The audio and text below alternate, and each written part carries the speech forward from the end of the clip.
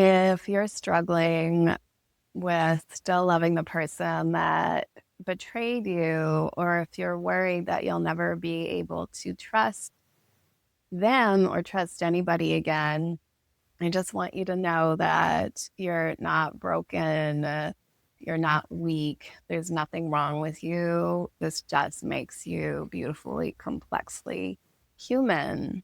And so, my name is Bridget. And over the last 3 videos, we've talked about why betrayal hijacks the nervous system, why most advice makes things worse, and how to use some somatic tools to reconnect with yourself. And so today I want to talk about the thing that might be keeping you up at night, the thing that you might be ashamed to admit. What if you still love them?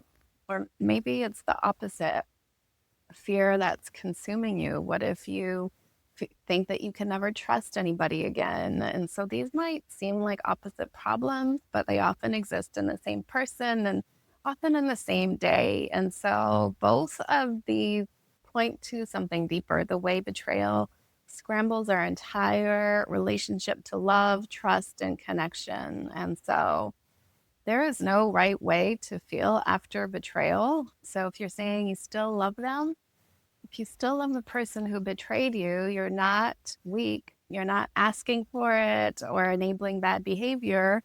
Love doesn't just disappear because somebody hurt us. And so, especially somebody that you're deeply attached to, someone who knew how to love you even while they were betraying you. And so, here's what makes this so confusing. This is the person who betrayed you and the person who you fell in love with might feel like two completely different people. And so your nervous system is trying to reconcile these two realities. This person made me feel loved and safe, and this person is a source of my deepest pain. And so your love for them isn't crazy. It's evidence that real connection happened. And the betrayal does not erase the good parts, and the good parts don't excuse the betrayal. And so you might find yourself cycling between missing them and desperately feeling rage towards them, between wanting to save the relationship and then wanting to burn it all down. And this is not confusion. This is your psyche trying to make sense of two contradictory truths at the same time. You might love them and you might know that being with them is not safe. You might love who they were and not trust who they've shown themselves to be. And so you might want them back and know that they're not capable of the relationship that you need. And so all these things can be true and coexist at the same time. You may also say, I'll never be able to trust anybody again or trust them again. On the other side, maybe you're convinced that you're done, that you'll never let anybody close enough to hurt you like this again, and that trusting anyone is just setting yourself up for more pain. That makes complete sense. Your nervous system is doing its job, trying to keep you safe, and now telling you that other people are dangerous and that connection is dangerous and that vulnerability is dangerous. You might find yourself analyzing people's motives, analyzing your partner's motives, looking for red flags, feeling suspicious of kindness, believing that everyone lies or that they're lying still. And so feeling like you can never really trust again. You're in this state of hypervigilance. And here's what I want you to consider. The goal is not going to be to trust blindly again. The goal here is to learn how to discern. And so the ability to sense who's trustworthy, are they trustworthy? Betrayal can actually make you a little better at this. When you heal from this betrayal trauma, you develop a more sophisticated ability to read people, to trust your gut, to set boundaries. And so both of these can exist at the same time. You can simultaneously love someone and be terrified of trusting again. You can miss the person and be really hyper vigilant. You can want them back and know that you can't handle being this vulnerable again. These contradictions don't cancel each other out. They coexist. This is because betrayal trauma affects different parts of your attachment system. And the specific attachment to the person who hurt you might still feel strong, might pull you towards them. That's completely normal. And then your general attachment system, your ability to trust and connect with people in general, this might feel completely shattered. And so it's possible to have hope for one specific relationship while losing faith in relationships as a whole. So possible to feel like no one else understands you like they did, and also believing that everyone is capable of deception. And so what this means for your healing is that the first thing is just to stop letting go of judgments, of self-judgment for having contradictory feelings. Your feelings are a natural response to an impossible situation.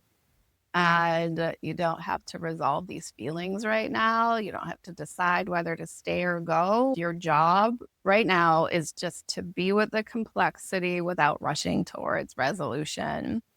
And both of these responses, still loving them and never trusting them again, are attempts at safety. Still loving them might be your attachment system trying to repair the rupture, trying to get back to safety through reconnection. And then never trusting again might be your nervous system trying to prevent future harm through hypervigilance and isolation. And so both make sense. Neither is wrong, and neither has to be permanent.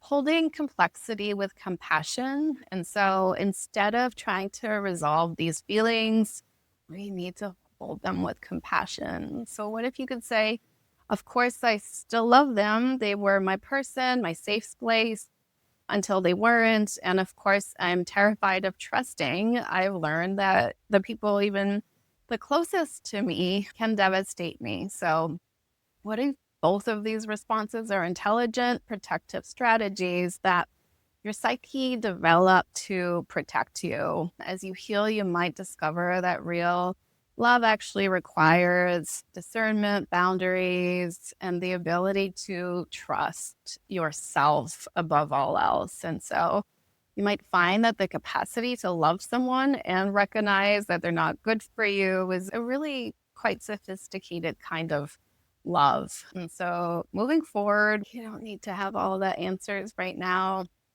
You may have a hint of where things are going, but you don't need to know if you should stay or go. You don't need to know if you'll ever trust again. Take your time.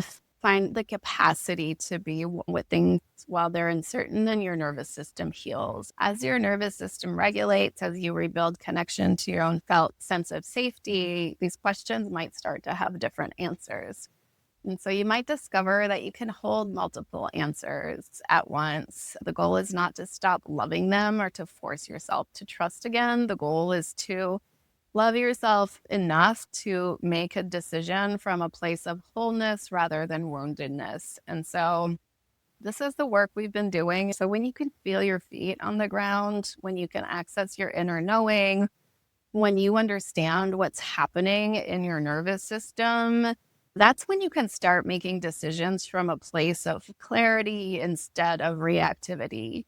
And so in our final video, we're going to talk about what real support looks like when you're navigated this kind of complexity, because healing from betrayal is not something you should have to do alone. And not all help is actually helpful. And so you need support that can hold the fullness of what you're experiencing, the love and the loss, the hope and the fear, the desire for connection, and the need for protection.